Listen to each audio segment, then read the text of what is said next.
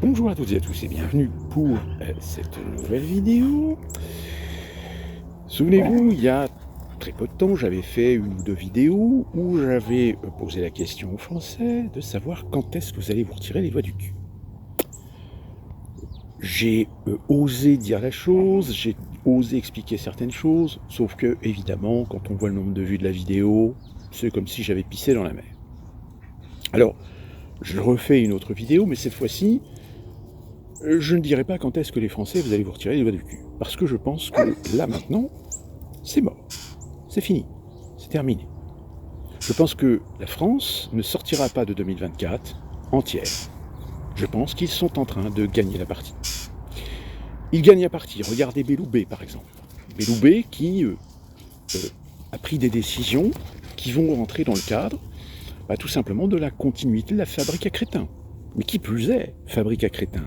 C'est-à-dire que d'un côté, on ne touche pas aux grandes écoles élitistes, mais en revanche, tout le système de l'école publique, où, comme vous le savez, dans certaines villes, vous avez des collèges qui ont parfois une certaine notoriété plus que d'autres. Il est évident que la qualité d'enseignement d'un collège de centre-ville n'est pas le même que celui d'une ZEP. Eh bien, Belloubet, ça y est, elle part dans un délire de dire, mais en fait, pour la réussite, il faut mélanger tout le monde.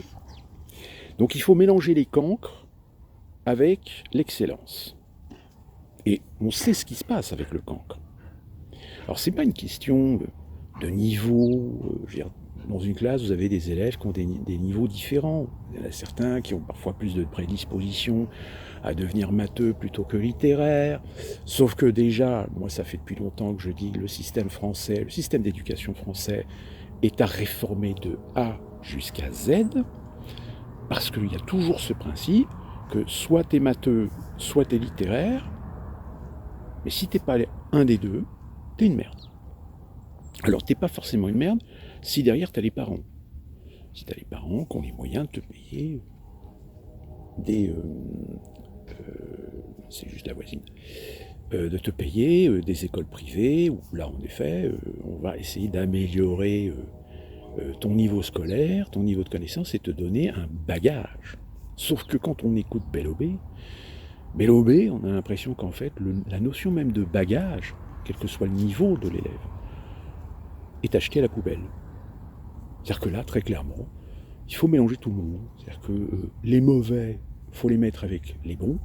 Sauf que vous savez aussi bien que moi qu'il y a au moins 70% des mauvais qui sont des associables, qui sont des gens qui sont déjà en dehors du système et qui sont des problèmes intrinsèques à l'ordre, à la sécurité et à la bonne éducation et au bon fonctionnement du savoir dans certaines écoles. Donc on est bien encore dans le processus de destruction de l'école publique. Vous avez le maire qui vient de vous annoncer qu'il faut faire 10 milliards d'économies. On a une annonce qui est faite qu'on va créer une taxe pour financer la formation professionnelle. Excusez-moi, mais dans les charges salariales et patronales, il y a déjà des prélèvements qui servent à financer, auprès d'organismes liés au Pôle emploi, la formation professionnelle et le reclassement. Donc en gros, ils vous disent ouvertement qu'ils vont créer une machine à gaz, tout simplement pour ponctionner de l'argent sur votre salaire, en plus. Mais on ne sait pas, c'est pas sûr que l'argent aille justement à la formation professionnelle. Ce qui est déjà le cas d'ailleurs dans beaucoup de domaines, où on fait des prélèvements obligatoires, mais c'est pas sûr que l'argent aille véritablement là où il est censé aller. Vous avez Van der Leyen qui vient de se présenter à sa propre succession. Il y a de fortes chances qu'elle soit élue finger in the nose. Vous avez ce problème aujourd'hui vis-à-vis de certains secteurs professionnels, dans certains secteurs d'activité, où vous avez les agriculteurs où ça commence à bouger, où ça rebouge. Mais parce que justement ça rebouge dans certains coins, tout d'un coup la FNSEA, coucou, oui alors on veut renforcer les conditions, etc. Mais la FNSEA, vous êtes des vrais enculés. Vous êtes des vraies pourritures. Parce que vous avez des agriculteurs indépendants qui commencent à rebouger socialement, tout d'un coup, paf, vous réapparaissez, vous avez reçu l'ordre, alors, attention là, les résistants, les dissidents, etc., essayez de les récupérer.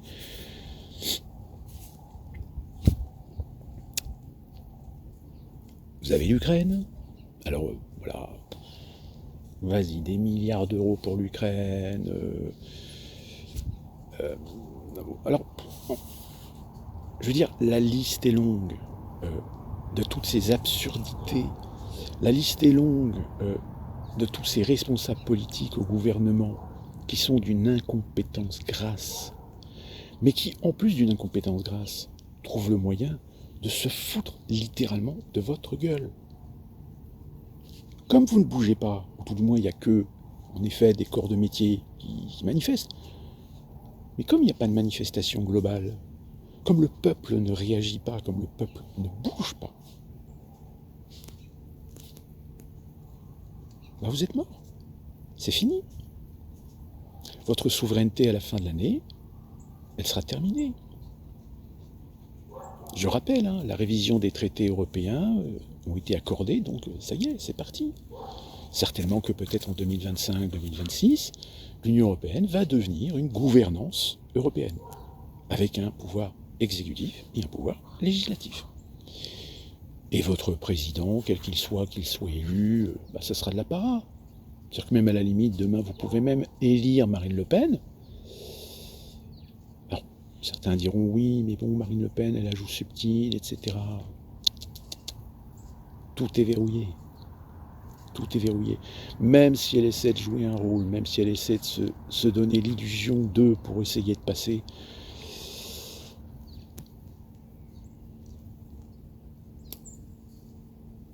et puis même médiatiquement, je veux dire, le coup de l'Arcom là avec CNews, je veux dire, le fait que Deloitte est allé sur CNews, sur le plateau de CNews, je veux dire, c'est très clair.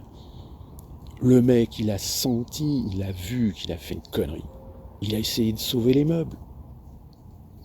Parce qu'il s'est rendu compte que l'Arcom, oui, peut-être que l'Arcom va mettre en place un système qui va permettre de décompter le temps de parole de gens affichés ou estampillés d'idéologie ou de courant politique. Mais même ça, c'est ingérable. C'est comme Bernard-Henri Lévy, par exemple. Bernard-Henri Lévy, il y a des gens qui vont dire « Ah mais non, Bernard-Henri Lévy, il est apolitique, c'est un philosophe. » Que vous avez des gens qui vont dire « Ah mais non, c'est un philosophe de gauche. »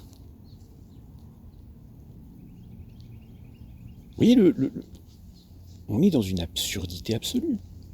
Sauf que le problème, c'est que l'Arcom, elle a une responsabilité de par son statut, de par son système, et elle prévient, elle dit, si on met en place ce système-là, ce système s'appliquera à toutes les chaînes. Vous pensez bien que France Télévisions, France Inter, en particulier, ils commencent à chier dans leur froc. Parce que c'est un entre-soi absolu. Le fait est, c'est que comme je vous l'ai dit, on a de plus en plus de signes, on a de plus en plus de gens qui ont des réactions épidermiques sur les réseaux sociaux, qui démontrent qu'ils sont en panique. Et d'ailleurs, il y a même un sociologue, sociologue des médias, etc., qui l'a dit. Il a dit cette affaire de l'Arcom n'est qu'une partie émergée de l'iceberg d'un pouvoir et de levier que possédait une majorité de gens d'idéologie de gauche qui sont en train de perdre le pouvoir. Alors quand on défend la démocratie, on défend la liberté d'expression, on défend le débat des idées, on défend la liberté d'opinion, mais que derrière on commence à vouloir attaquer CNews parce qu'on estime que CNews est une chaîne qui est un problème pour la démocratie. Je veux dire, sur CNews, il y a des gens qui disent des choses qui ne plaisent pas, comme sur France 2, il y a des gens qui disent des choses qui ne plaisent pas. Comme sur LCI, moi, il y a des gens sur LCI qui disent des choses qui ne me plaisent pas. Et qui me permet de dire que LCI est aujourd'hui une chaîne russophobe. Alors, ce qui est assez amusant, c'est que même en France, il y a eu un impact de l'interview de Poutine par Carlson. Je rappelle, 300 millions de vues. 300 millions de vues. Donc forcément qu'il y a un problème. Alors là, Monsieur Breton, on ne l'a pas entendu à vouloir essayer de sanctionner X parce qu'il a donné la parole à un ennemi de la démocratie, etc. Ben forcément, parce que à force d'avoir été véhément, à force de dire des conneries, ben il y a aujourd'hui des gens qui sont des législateurs, qui sont des professionnels de la législation internationale en matière de communication, en matière de médias, qui lui ont dit « Hey Coco, t'es bien gentil avec ta loi, mais comment tu vas faire condamner au nom de l'Europe des sociétés qui sont des sociétés internationales ?» Déjà avec RT et Sputnik, vous étiez borderline. C'est parce que vous êtes dans un entre-soi et que vous avez réussi à utiliser justement votre pouvoir hégémonique en Europe sur l'ensemble des pays de l'Union européenne que vous avez réussi à interdire ces réseaux russes.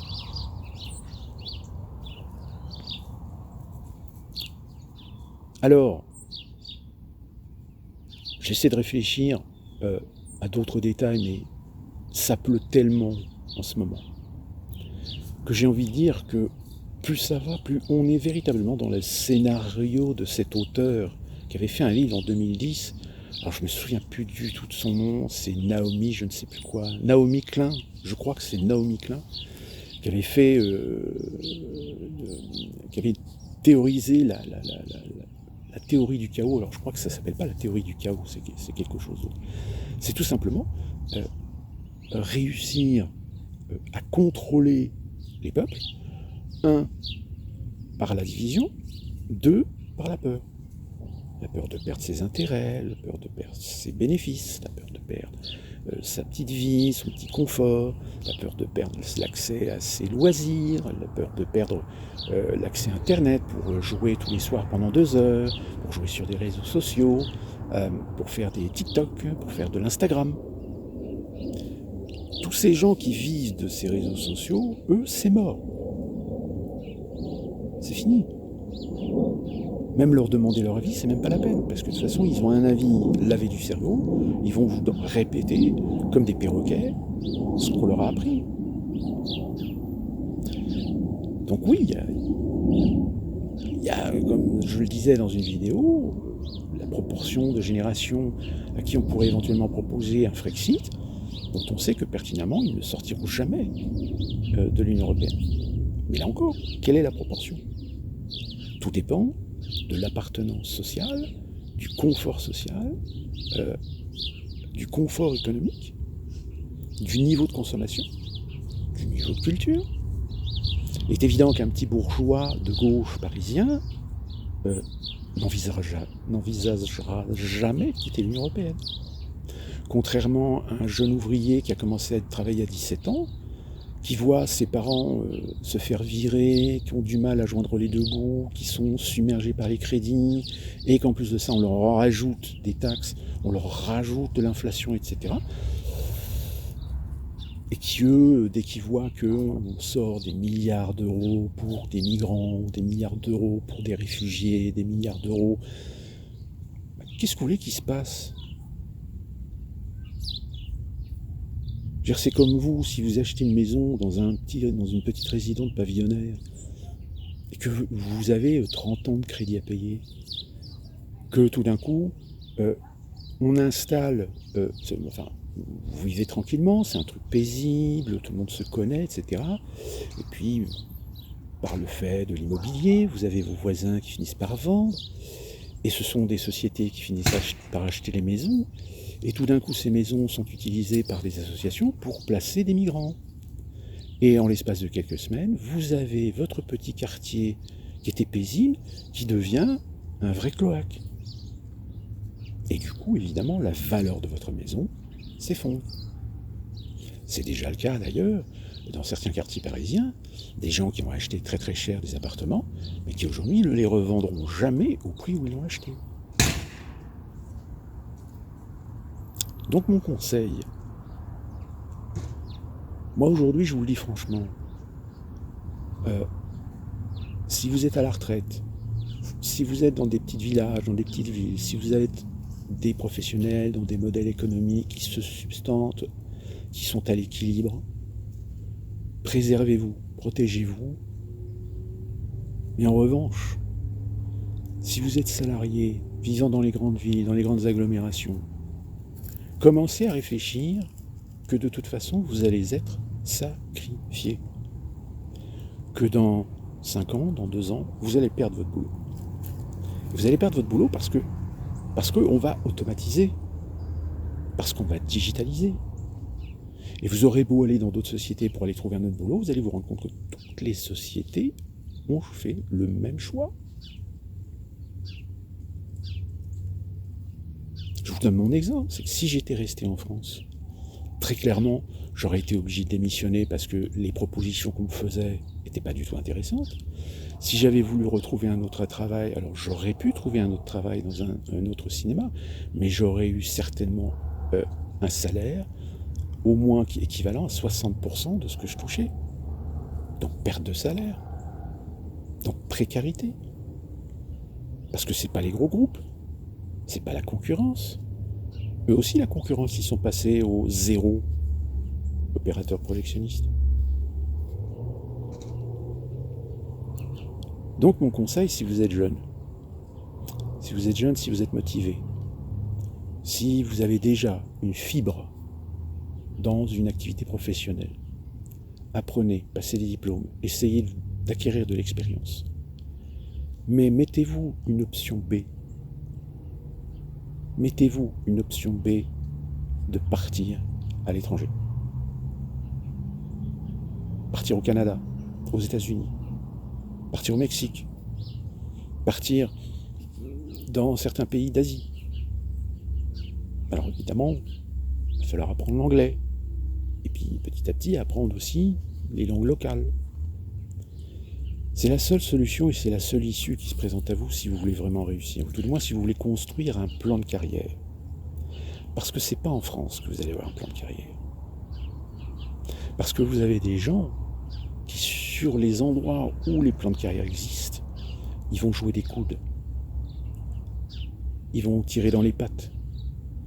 Ou ils vont faire jouer des relations du fait qu'ils sont le fils d'eux, parce qu'ils ont des connaissances, parce que c'est des gamins de réputation, de parents qui sont, etc. Hein, je vous ai déjà expliqué ça. C'est malheureusement, en France, on parle de l'équité, de l'égalité des chances en France, mais mon cul, c'est du blablabla. Venez aux États-Unis. Aux États-Unis, oui, il y a une égalité des chances, quel que soit le milieu social d'où vous venez. Si vous avez de la ténacité, si vous apprenez, si vous passez des diplômes, vous avez des universités qui vous permettent de passer des diplômes par des universités digitales qui sont pas encore excessives. Hein, vous pouvez par exemple passer des diplômes de sage-femme, vous pouvez passer des diplômes de comptable, de secrétariat, d'expert en communication, etc. Et vous trouverez du boulot. Rapidement. Parce qu'il y a de la demande. Alors qu'en France, on est trop radin. En France, les sociétés sont beaucoup trop près de leurs sous. En France, ils essaient de faire des économies, des bouts de chandelle pour essayer de satisfaire les bilans, les chiffres d'affaires, les actionnaires, etc. Alors qu'en réalité, ça fait depuis déjà 20 ans que vous avez des sociétés qui sont dans des dysfonctionnements totaux. Tenez, je vous donne juste un exemple. J'ai vu ce matin chez Pascal Praud l'interview de mon ancien patron, qui est Nicolas Seydoux, qui est le patron, enfin il n'est plus le patron, mais il est le patron enfin je ne sais plus le terme, mais de la Gaumont. Alors il a abordé des tas de sujets sur le cinéma français, etc. Alors ce qui est marrant, c'est que, vous le savez, récemment, il y a un des cinémas Gaumont emblématiques des Champs-Élysées qui a été fermé. Eh bien, voyez-vous, même chez CNews, je pense que Nicolas Seydoux leur a demandé de ne pas l'interroger sur les salles de cinéma, sur les modèles économiques des salles de cinéma. Alors oui, il a parlé un peu des prix, comment fonctionnaient les prix, comment fonctionnaient les taxes, etc. Il a même fait un petit peu une pirouette en disant que non, le cinéma français est majoritairement financé par le public, c'est-à-dire les taxes qui sont prélevées sur les tickets, qui sont ensuite dans des fonds, et ces fonds servent en effet, comme le fonds du CNC, au financement de certains films. Mais évidemment, ils n'ont pas abordé le sujet sous un autre angle en disant oui, qui décide de l'obtention de ces subventions. Et souvent ces subventions, elles vont à des copains. As-tu fini? Pas contente. Donc ça, c'est le premier conseil que je vous dis. Si vous avez la possibilité, ne restez pas en France. Surtout si vous êtes dans des secteurs qui sont complètement bouchés, dans des secteurs où la bataille est rude, où il y a très peu de place et très peu d'élits. Alors, aussi, vous avez des retraités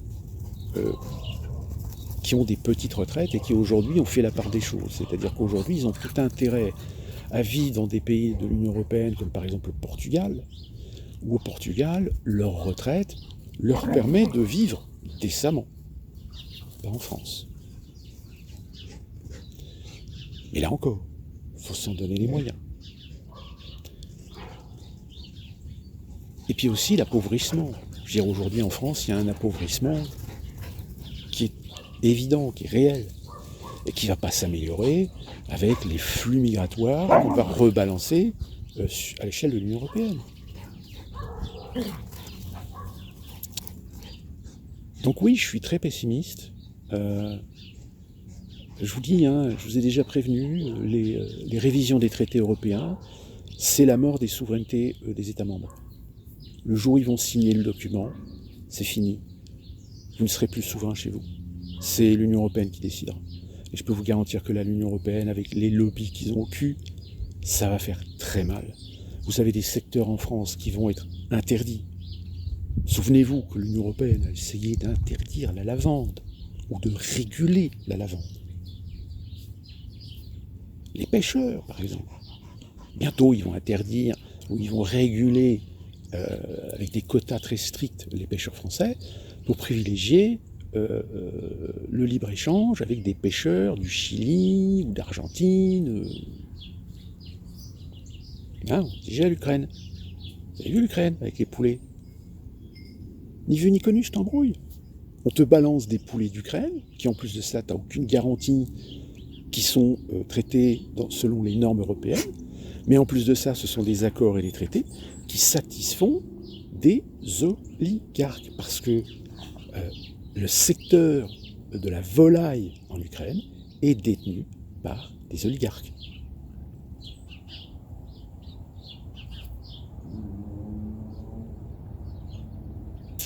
Donc on en reparlera, mais je vous dis, faites attention à vos fesses. Parce qu'il y a des trucs qui vont vous tomber sur le coin de la cafetière. Comme je vous le dis, regardez ce qu'ils sont en train de faire au gouvernement. C'est même pas à votre insu, c'est littéralement à votre face. Ils vous crachent à la gueule.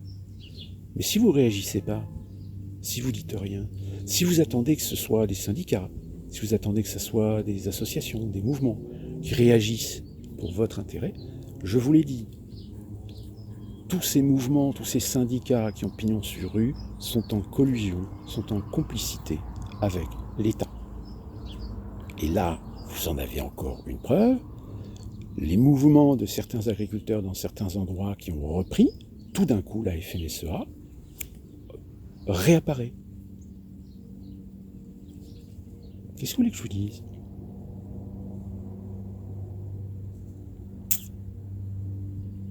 On va suivre tout ça. Et soyez prudents parce que, comme je vous l'ai dit, la théorie du chaos de Naomi Klein, vous êtes en plein dedans. Parce qu'à force de générer des dysfonctionnalités, des disparités, à force de mettre en opposition des gens, des communautés, à un moment donné, ça va mal finir. Là, vous avez vu ce qui s'est passé aux Pays-Bas. Vous avez eu une sorte de guerre tribale entre Érythréens. Et ben, je vous dis, vous avez les mêmes à la maison. Là, vous avez en Inde des hindouistes qui ont détruit un site islamique. Ben, vous avez les mêmes à la maison. Vous avez des conflits ethnico-africains. Et ben, ceux-là aussi, vous les avez à la maison. Donc toute cette poudrière, quand il va plus y avoir assez pour satisfaire tout le monde, et d'ailleurs, vous en avez déjà qui viennent pleurer dans les jupes d'association parce que les hôtels où ils sont hébergés, il n'y a rien à faire. Tu es déjà hébergé aux frais de la princesse. Tu veux quoi? Tu veux qu'on te file 5 000 € net par mois? Parce que c'est un peu ça, hein. Ouais, on marche sur la tête, hein, complètement. Et comme je vous l'avais déjà dit dans plusieurs vidéos, s'ils réussissent à faire monter la température, s'ils réussissent à pousser les gens à s'entretuer, ou même des gens monter des milices, commencer à faire des assassinats, ça sera une bonne occasion pour l'État, tout simplement, d'installer l'état d'urgence sécuritaire et de verrouiller, tout simplement, des libertés. Et à cette occasion, avec les lois qu'ils se pondent en catimini, ils pourront très aisément bloquer et supprimer CNews parce qu'ils estimeront que CNews alimente la haine. Et donc, aux yeux de la loi et aux yeux des textes de l'état d'urgence sécuritaire, nous avons autorité et le droit de bloquer, d'interdire CNews. Ils sont capables de le faire. Alors après, oui, il y a des gens qui pourraient crier au scandale, à la dictature, etc. Mais, comme je vous dis, si personne ne bouge, regardez ce qui s'est passé avec Navalny, regardez le nombre de reportages de chaînes de télé qui ont couvert Navalny. Regardez la femme de Navalny qui, comme par hasard, le jour où il meurt, elle est au congrès de Munich. Est-ce qu'il y a quelqu'un qui est devin, qui avait déjà deviné que peut-être il allait mourir et que ça serait bien que tout d'un coup Van der Leyen fasse sa com avec l'ex-femme de Navalny? C'est du foutage de gueule. Donc attention à vos fesses parce que, en effet, on a une expérience déjà en France d'un occupant qui a incité des comportements de certains Français qui ont résisté, certains Français qui n'ont rien dit mais qui n'en pensaient pas moins, qui, à leur niveau, ont plus ou moins aidé dans certaines circonstances, ont eu des actions très marginales, très infimes, mais néanmoins respectables, comme vous en avez d'autres, qui ont voulu garder leurs bénéfices, voire même enrichir leurs bénéfices à la situation d'un occupant. Donc voilà, du coup, ce que je pouvais vous dire. Évidemment, on trouvera toujours des gens pour défendre l'indéfendable. Il y en a un, par exemple, sur l'affaire de l'Arcom, du Conseil d'État, qui m'a sorti un texte qui dure 2 kilomètres sur des notions de droit pour me faire de la leçon de droit. Sauf qu'au final, je lui ai expliqué, je lui ai dit, mais vous me faites une leçon de droit, comme quoi vous faites la démonstration qu'on a le droit qu'il y a le droit. Mais je dis, ok, oui, il y a le droit, mais vous estimerez quand même que le droit, s'il est entre de mauvaises mains, ça va. Mais s'il est entre de mauvaises mains, s'il est entre des mains idéologiques, votre texte de loi, il n'a plus la logique de ce qu'il est, il devient un instrument, il devient un outil de pression. Évidemment, monsieur a voulu jouer le technique, moi je lui ai joué la carte idéologique, il ne m'a jamais répondu. Donc, ouais, soyez prudents, parce que ça va vraiment partir en vrille, et ça sera là qu'on véritablement, on verra si les Français sont capables d'absorber de façon illimitée, de façon inacceptable, l'inacceptable. Sur ce, on se retrouve très prochainement pour une nouvelle vidéo et d'ici là, portez-vous bien.